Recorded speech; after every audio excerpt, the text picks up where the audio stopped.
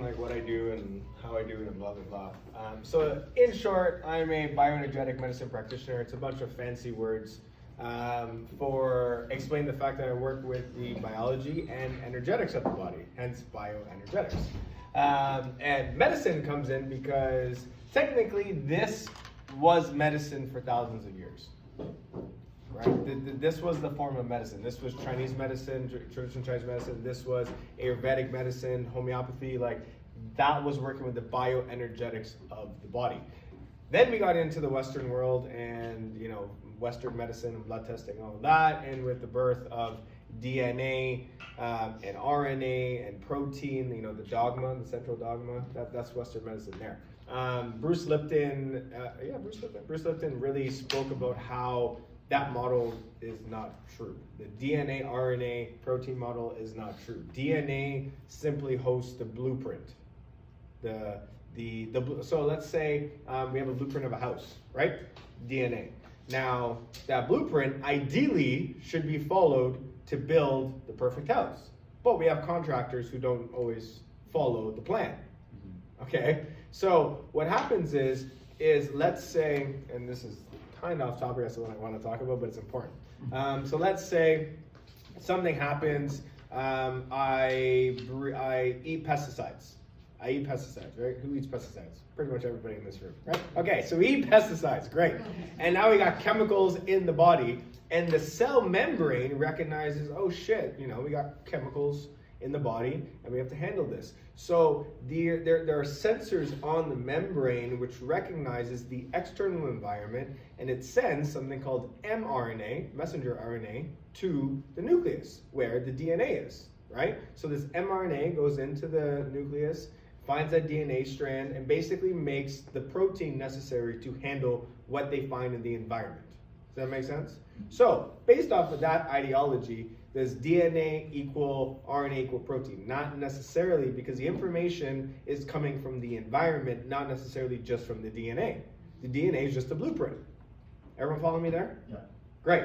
So now that we have that model, okay, we have to understand the environment is sensitive to, there's actually 4 different bodies, but the one up here is what we call the bliss body, above the mental body. The bliss body is like the archetype. So all of us have an archetype. We have teacher, healer.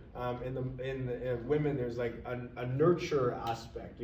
So this is a soul archetype. Carolyn Misch has an entire book on it. It's a different world, but it is important to understand. Like I am a teacher, healer archetype. That's just what makes me happy. It's where I thrive. Right, putting me, I can't even come up with another one. Putting me in a different archetype just wouldn't work for me. It's not soul fulfilling for me. Make sense? So we got bliss body, and then we have the mental body. The mental body is basically the conscious mind and the subconscious mind. Right? Most of us know this kind of stuff by now. All right. Then we have something called the vital body, and the vital body encompasses the energetic realm, primarily chakras and meridians. Is everyone familiar with that? Maybe doesn't know it specifically, but we've all heard of chakras, we've all heard of meridians, okay? Meridians is basically traditional Chinese medicine, right? Acupuncture, right? They're working off meridian lines in the body, okay? And then we get into the physical body, which is your world, primarily the biomechanical world, right? Training, okay? So you're here, there's all this other shit. Is it important? Yeah, it's very important, okay? Now, the way this world works is this is not possible. The bottom cannot perpetuate up. Working out does not change this. I repeat, working out does not change this. I'm not good enough. That thought pattern is not changed because you work out. Does that make sense? Yeah. Right? I'm not good enough may affect the quality of your workouts, if you work out, getting to the gym, all that kind of shit. But working out's not going to change that thought pattern. Therefore, the top perpetuates down. This affects this affects this, which affects that. Okay? So we have to understand, you guys operate at the bottom of the totem pole. And when I understood that I was operating at the bottom of the totem pole, I said, fuck that, and I went to learn what was above it. right? Because I wasn't getting people better.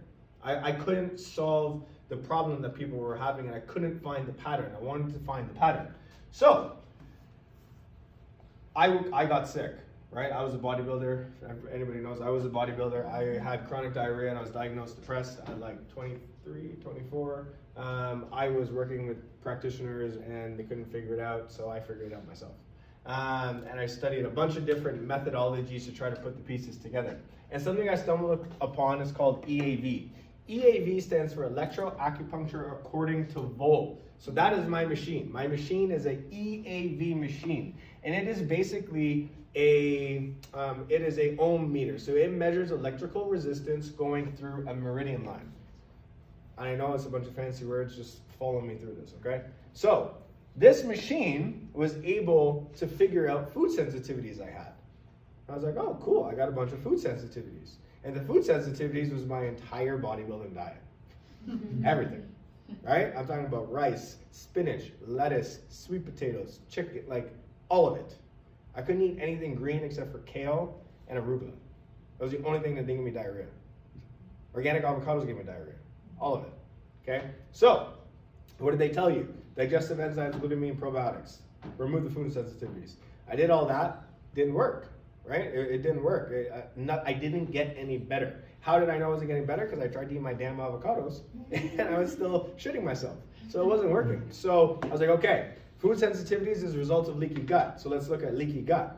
And, I argue everybody's got leaky gut. Why? Our world is toxic. We all eat pesticides. Right? Cool. So we had to solve leaky gut. I specifically had leaky gut because we had found some candida or yeast overgrowth in my GI tract. Okay? And I started fighting the yeast, and the yeast wasn't going away and I wasn't getting better. So I took a step back and I said, okay, if I keep doing the same thing and it's not changing and not working, then that's the definition of insanity. So let's try something else. So it was like, why would my biology, use yeast as a healing mechanism, right? Every symptom that you or your clients have is a healing mechanism by the body. Does your body want to kill you? No. Ever. Never. Survival, right? Fight or flight, survival. So the body's like, well, the only way I can survive is if I create this compensation, which creates symptoms, which the Western world puts a diagnosis on. Follow? Mm-hmm. Good. So I was like, okay, I used to be a bodybuilder. What do you do when you're a bodybuilder? You take steroids, chemical residues. So I got all this chemical residues plus pesticides and all this other crap in my system, mainly in my GI tract, right? And so I was like, okay, instead of going after the yeast, let me try to clean up some chemical residues in my body. Start cleaning up some chemical residues by changing what I'm drinking out of, right? So I see some plastic, I see some paper cups with glue and BPA, right? I started changing up my environment. I changed up my plastic containers I put food in. I was a bodybuilder, man.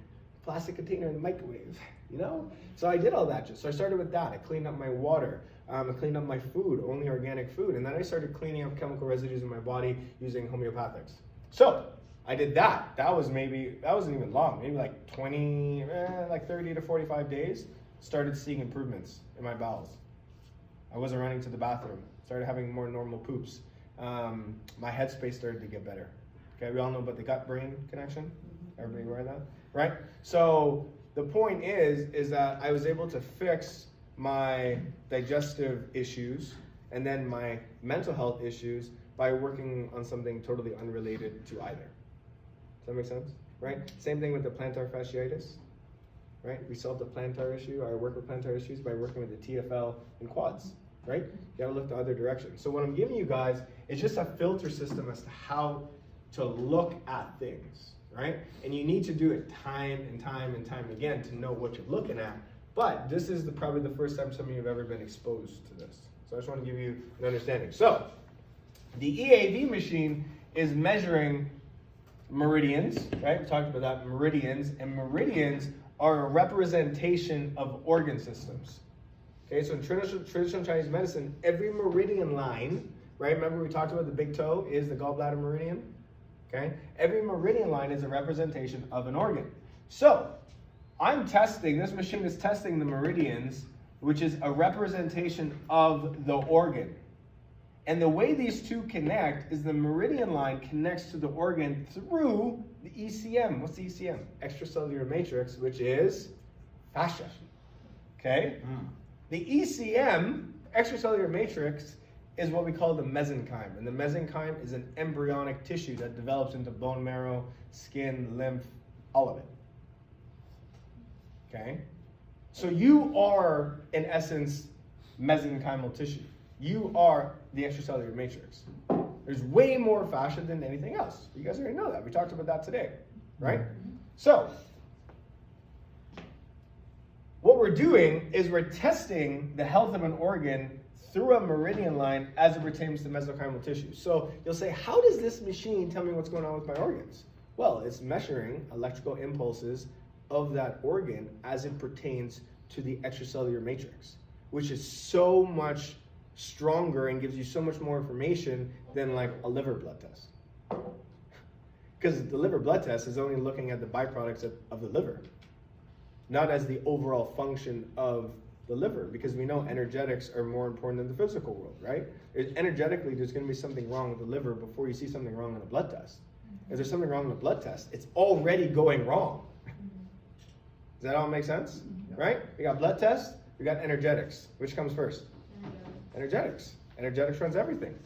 Energetics runs everything, right?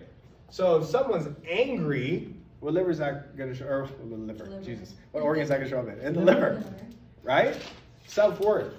Self-worth or self-confidence. Where does that show up? What chakra? Anybody know? Solar plexus. Gut. How do you fix a gut issue when someone has self-worth issues? You don't. You can't. Gut issues can cause self-worth issues. Vice versa, right? It could go two ways. Okay? We got to understand energetics play both ways. These play both ways. But it's really hard to fix something in the lower systems if you don't fix this. Okay? So, let's continue. Organ lymphatic. So, does everyone have a general understanding of this in the flow? Well, that explains why they call the stomach or the gut the brain number one, right? Well, the gut is brain number one, in my opinion. You will have a gut instinct about something, butterflies, before you can rationally come up with a reason why you feel that way.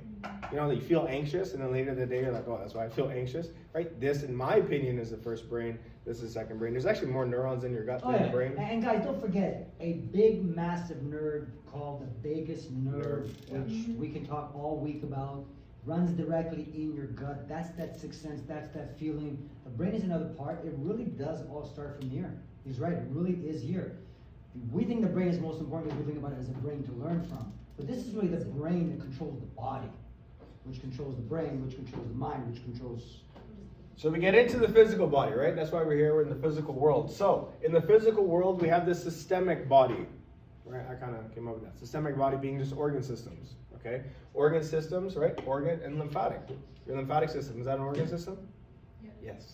Right? The medical system doesn't really value it because they can't test for it. Can they run a blood test for the lymphatic system? No, there's no blood.